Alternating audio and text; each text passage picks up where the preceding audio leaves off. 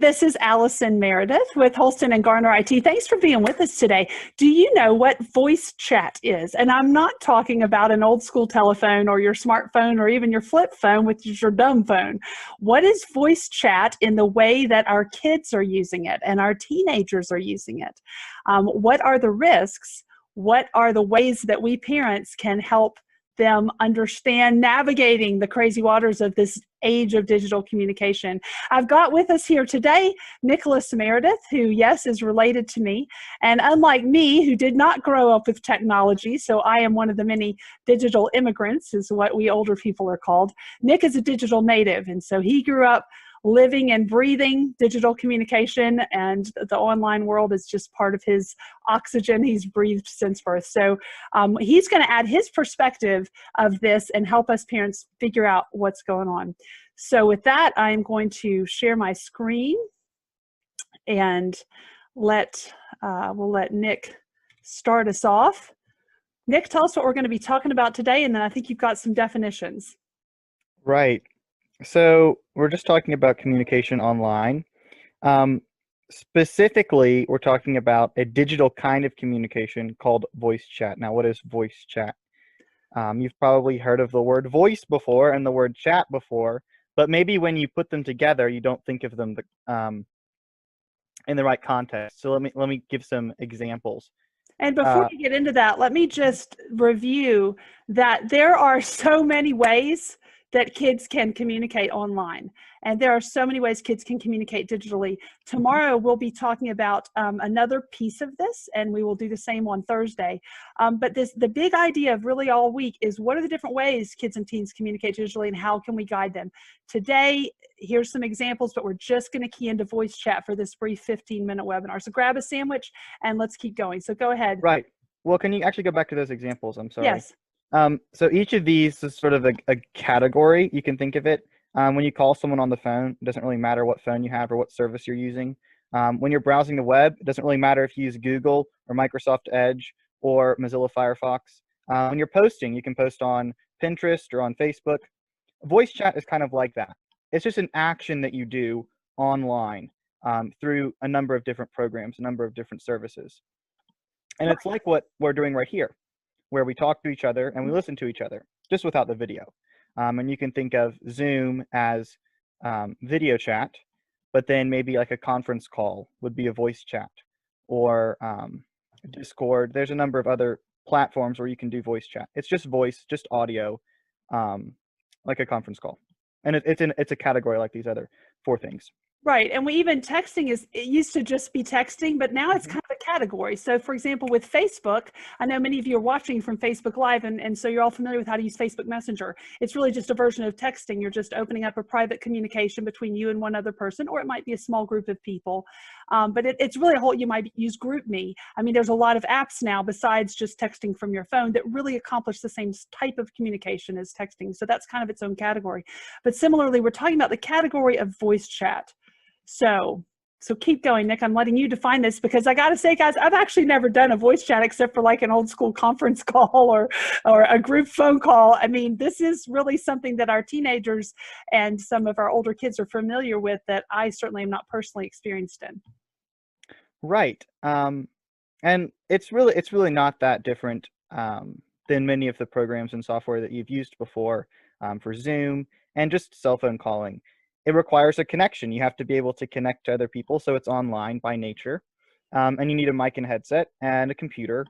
I talked a little bit about different platforms where you can do voice chat.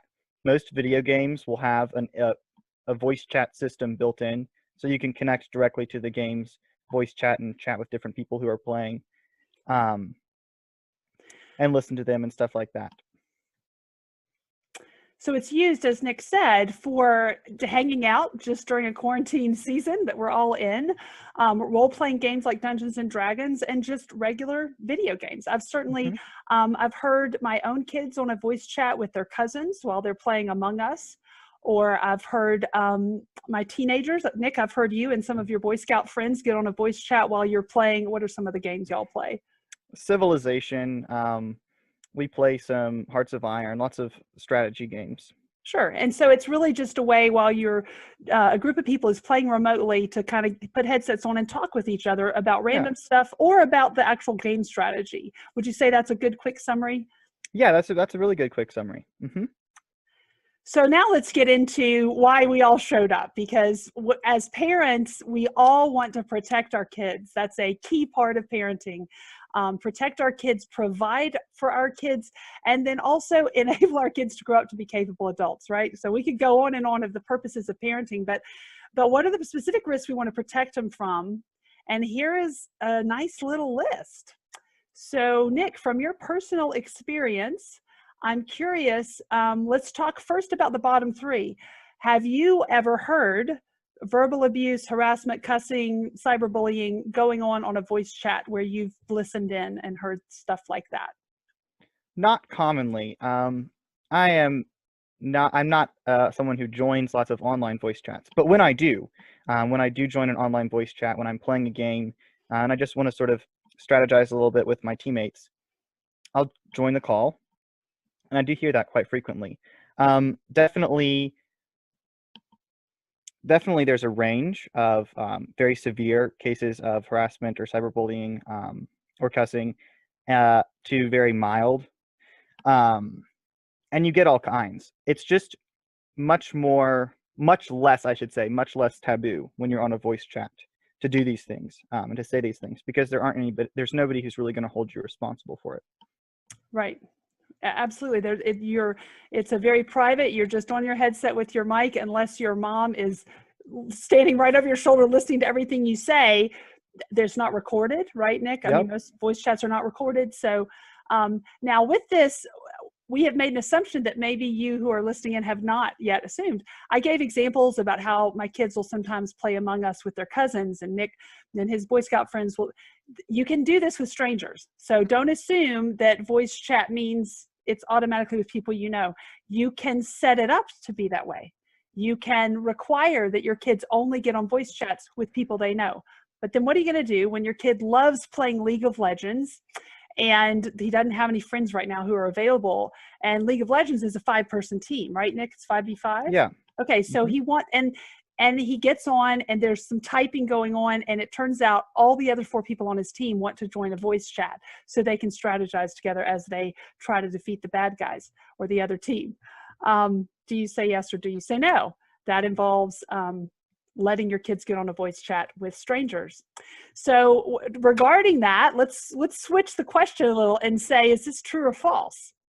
Since there are serious risks, should you allow your kids to do voice chatting with people they don't know? And you're welcome to type in comments in the Facebook Live or in the Zoom webinar. Just type away. But I'm going to skip right to the answer, and I'm going to let Nick explain this slide. I thought it was a funny little way to answer it. This is a scene from one of the Star Wars movies where Obi-Wan Kenobi says, "Only a Sith deals in absolutes."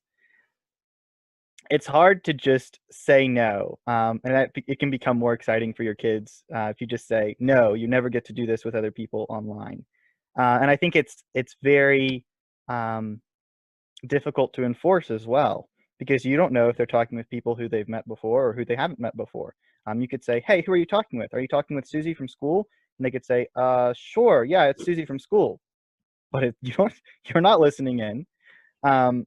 It's very hard to enforce, and it's a very one-dimensional policy. It is a very simple answer to a very nuanced problem. Yes. So complicated problems require complicated solutions. Frequently. So let's get into, there is no easy button. That's the big idea, guys. There's no easy buttons. You need to talk with your kids frequently.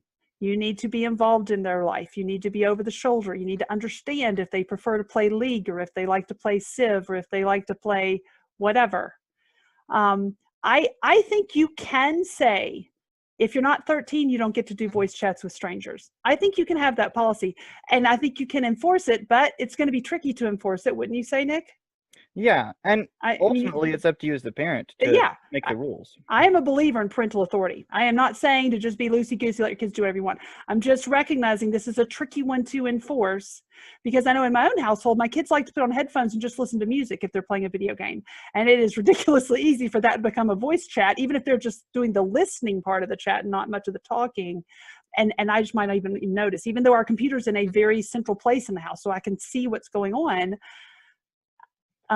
So I think with this, as with all of parenting, we don't want to overprotect, right? The goal is not that our kids graduate into adulthood as this perfect china cup that's never been dropped, because then they're going to crack and crack hard as soon as they meet real life. So the goal is to let our kids develop competence. And with that, I would say, especially as they hit the teenage years, I'm okay with them being on some voice chats with strangers, so long as I know that we've had a lot of conversations about what's appropriate, what's not appropriate. I'm okay with them hearing people cuss. That's the way people communicate in the world. I don't like to encourage my own kids to cuss, but I also don't want them to develop this prudish attitude that anyone who lets a bad word slip is automatically evil.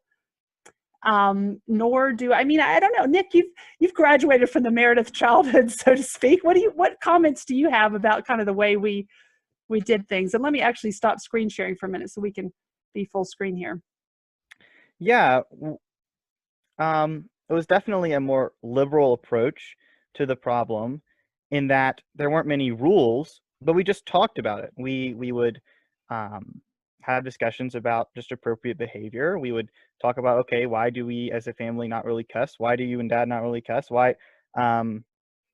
What place does voice chat serve? Is it a way to build friendships, or is it a way to facilitate gameplay?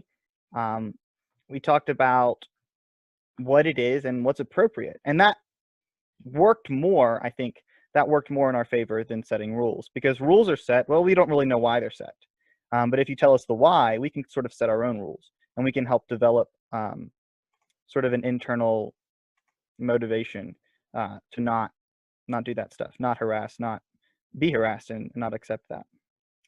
Right. Great answer. Thanks for that. So let me share with you this resource, and Abby is going to put a link in the Facebook chat, as well as in the, if you're on the Zoom webinar, it'll be in that chat. But this is something that the Boy Scouts of America has published. It's a one-pager, easy to print and put on your fridge. We have it on our fridge. And I like how it's taken the Scout law. A Scout is trustworthy, loyal, helpful, etc., which if you have a Boy Scout, they've got that memorized. But even if you don't have a Boy Scout, look, these are just some great adjectives. You want to raise kids who are trustworthy and loyal and helpful and friendly. And what I like about this one pager is it's talking about specifically cyber safety and cyberbullying. What does it mean to be helpful when you're online? Alert others to scams and cheats and suspicious sites. What does it mean to be loyal? It means share information only if you have permission. Well, I mean, it just goes, it's a really great conversation starter. So again, this is, there's a link to this document in the chat, and you could probably just search for it, Boy Scouts of America Cyber Safety. You could probably find it that way as well.